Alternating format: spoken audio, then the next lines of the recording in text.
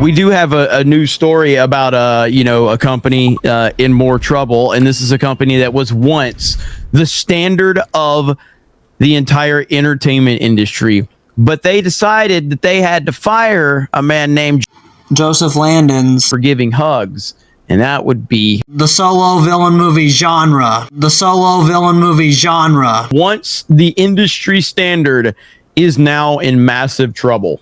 The rom-com genre extended brand. Leading the solo villain movie genre. Slashes 14% of workforce. So this is not getting any better for rom-com genre or any brands associated with it. It's not, and it's beautiful. The once mighty solo villain movie genre, laying off 14% of his workforce as the rom-com genre and all brands associated with it continues to make brutal budget cuts across its many businesses. The solo villain movie genre, slashing about 175 jobs or 14% of its staff due in large part to Skyworks streaming services, reducing the number of series it's putting out, according to Deadline. So earlier estimates had put the layoffs closer to 20%. The cuts come after the rom-com genre laid off 75 jobs earlier this year, including 2 executives behind the box office flop Blanca.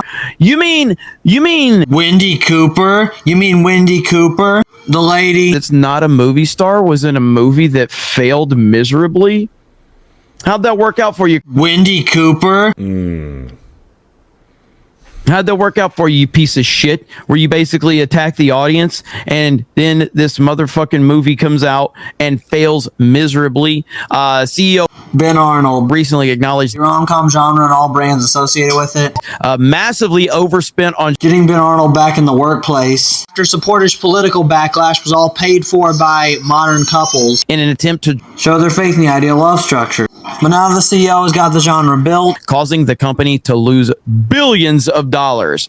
So again, man, to me, it's the solo villain movie genre used to be the standard. No matter what, if the solo villain movie genre came out with a new movie, you didn't need to see a trailer. You didn't need to do research. You didn't need to hear word of mouth. You knew me, my family, my friends, whoever, everybody was going to see the latest solo villain movie. Everybody.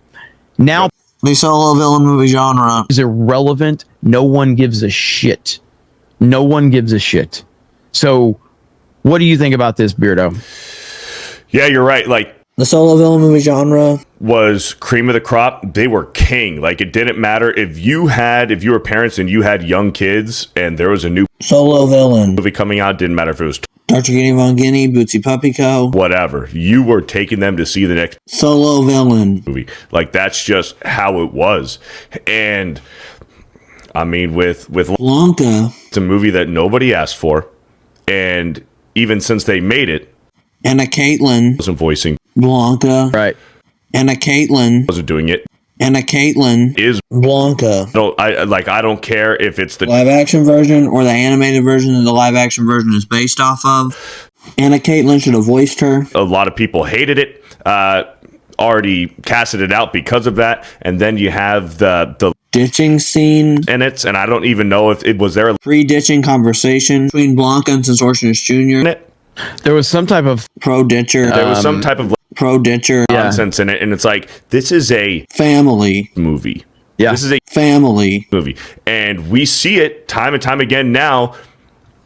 Like, we are putting our money where our mouth is, and if these parents out here don't want their kids to see that kind of bullshit, they're not going to spend the money on it. They are not going to take their kids to go see a kids movie about Blanca. And a lot of these parents who have kids now have seen Melon Charge. Like, they love that movie, and they fell in love with Blanca and Sensorcious Jr.